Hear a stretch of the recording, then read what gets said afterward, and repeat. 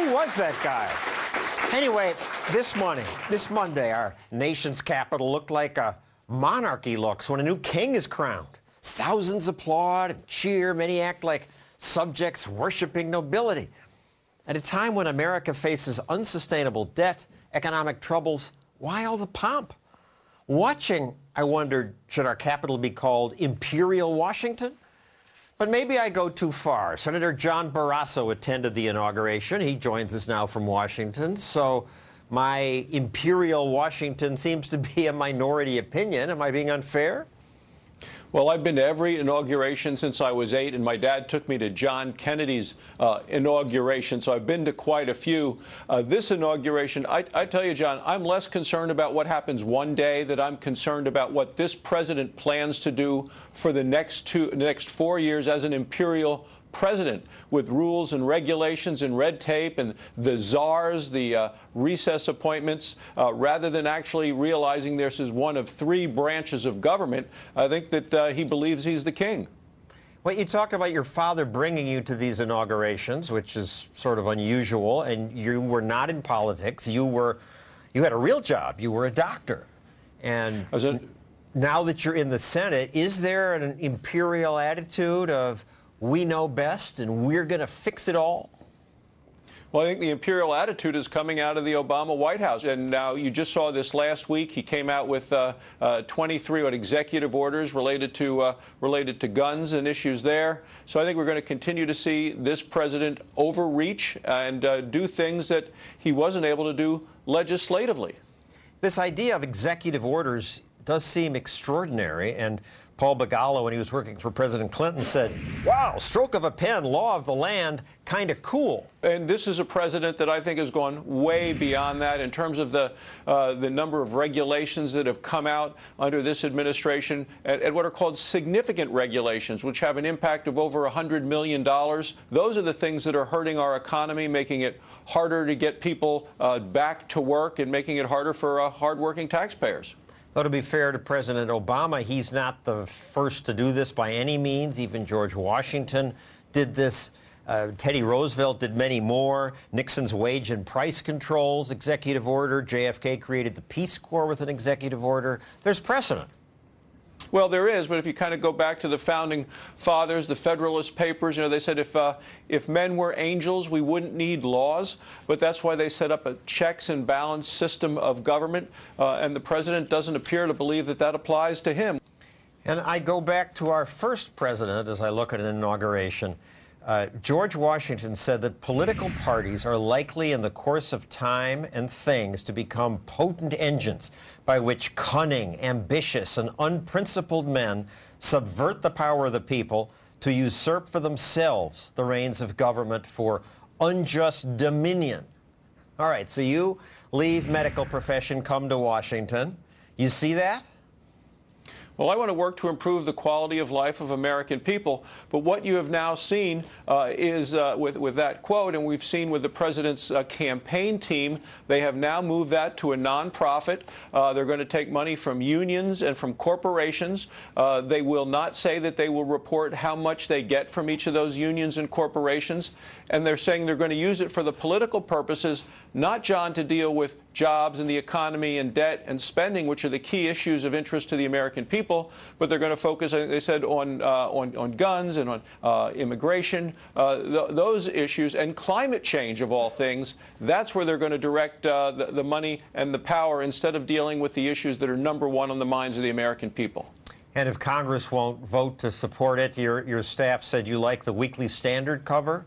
We don't need no stinking Congress.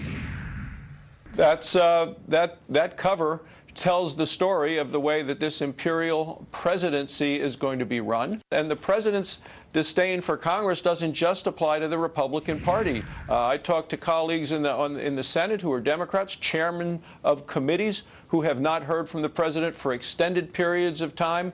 The president is seeming to divorce himself from the entire institution. Well, why not? I have disdain for Congress. The public does. A lot of them are self-interested buffoons. The The Constitution was set up in a way that there are checks and balances.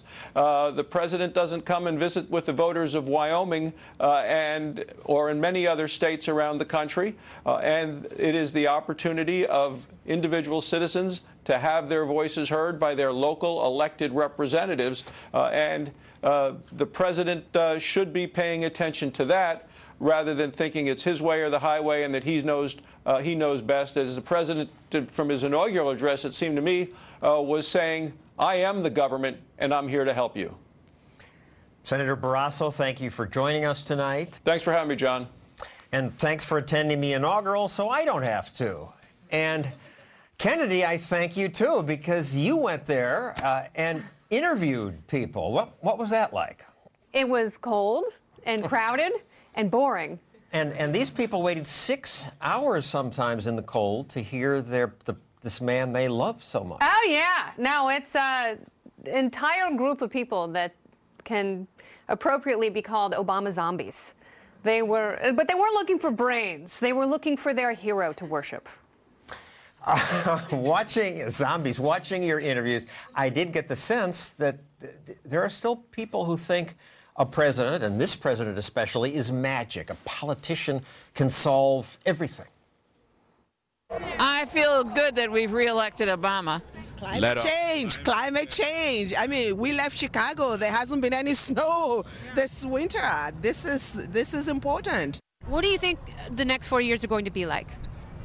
Definitely awesome. I think it's going to get better, for sure. It'll get better. How so? More jobs. You think? I think so. All right, what will drive the improving economy? You're asking too many hard questions on a cold day. Do you think he's going to run for a third term? I hope so. If he could, I would vote. he would. If he could, he would. 3 terms. Yeah. The darn 22nd Amendment to the Constitution. That's the only thing that's going to hold him back. But he can change that. And were people suspicious of you? Did they ask, where are you from? Well, we're always a little aloof when people say, when an interview especially doesn't go well, they say, where are you from? And we say, Stossel. And 80% of people, it shuts them up and they walk away. Grumble, grumble. And then they go, where does that air? Fox. Oh, Fox. Oh. And then they threaten lawsuits and union thuggery.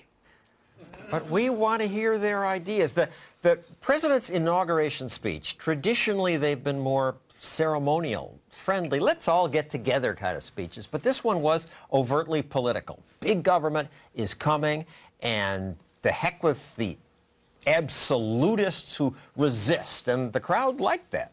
Now that he's got the mandate, having been elected for a second term, I think that that's probably, I mean, he has kind of the latitude to be able to make some of those bolder moves. I think he has more freedom to show his true colors. His true colors. So that frightens me. What's the vibe you got? The vibe I got was that he's going to use this newfound freedom, this mandate. And by the way, if I had played a drinking game and taken a shot every time someone used the word mandate, I would have had alcohol poisoning by noon. His true colors are going to allow him to use his freedom to squash our personal freedoms. Just wait and see. And again, you interviewed people who seemed to be repeating talking points? Yeah. No, it was as though the Democratic Party had issued everyone the same statements, the same lines about climate change and mandates and health care. I didn't see any of the pamphlets, and maybe it was some sort of chip that was activated as soon as you walked through security, but it was incredible. No one there was able to think their own thoughts or articulate something original, and that's why it was boring. Well, I'm glad I wasn't there. Since he plans to stop climate change and provide more health insurance and yet make no cuts to Medicare or Social Security or much of anything, where's the money going to come from? The crowd didn't see a problem with that. He's a big spending president. How does he curtail that? I would like to differ with that. He's not a spending president. He's not the spending president because Bush spent so much money and nobody said anything. He isn't. No, he's not across the board. No, I don't think so. Have you looked at I would like to differ with you on that. You can like to differ, but it's actually not true. It is true. When you look at how much,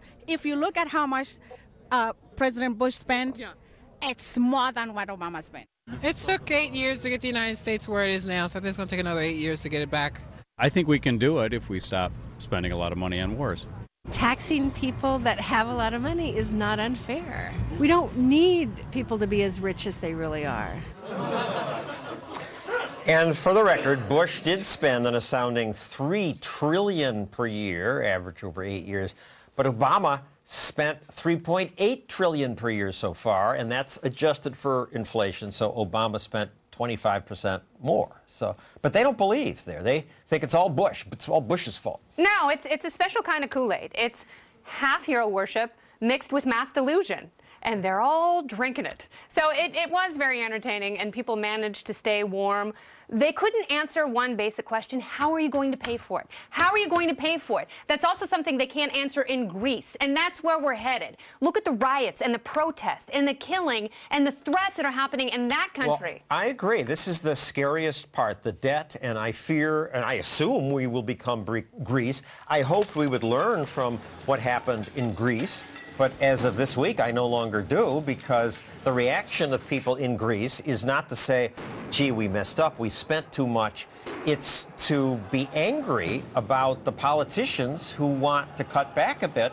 And how do they take it out? They bomb the homes of TV commentators who support some cuts. Yes, the guy in the devil box. Get rid of him.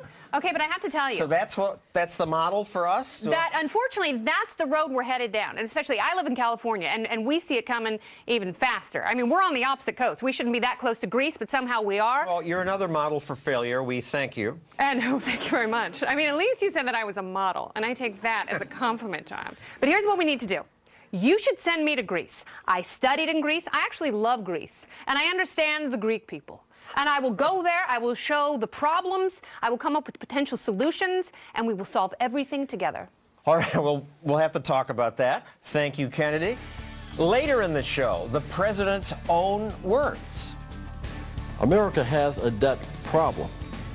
Okay, that's not the actual president, but those are Barack Obama's words once he believed that. But next, how states may push back against Imperial Washington.